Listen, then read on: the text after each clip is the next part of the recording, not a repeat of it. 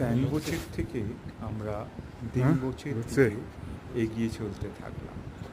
ট্যাংবোচে পেরোনোর পরে কিছুটা নেমে আসার পরে ট্যাংবোচের রাস্তাটা বেশ কঠিন।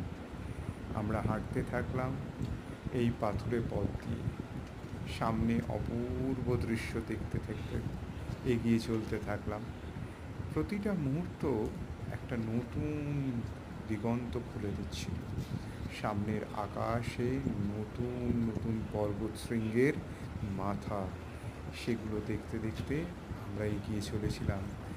আর মথের ক্লান্তি সত্যি আমরা ভুলে গিয়েছিলাম, কিন্তু ক্লান্তি তো থাকবেই।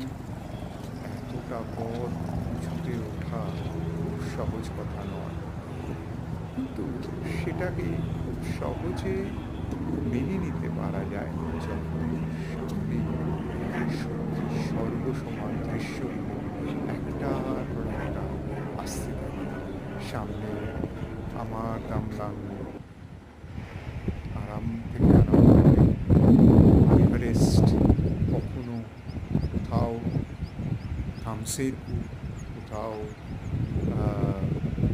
বর্ষে, কোথাও আর কোনো পাহাড়ের শৃঙ্গ যখন চোখের সামনে ভেসে উঠতে থাকলো, তখন মনে হতে থাকলো যেন আমরা একটা স্বর্গের দেশে রয়েছি, এবং এই দেশে কোনো ক্লান্তিকে ধরে রাখাটা আমাদের উচিত নয়। একটা সাম্বার বা বন্য হিরণ আমাদের সামনে উপস্থিত হলো, যাকে দেখে আমাদের সবাই আমরা তাকিয়ে থাকলাম। কি অদ্ভুত! জঙ্গলের মধ্যে এক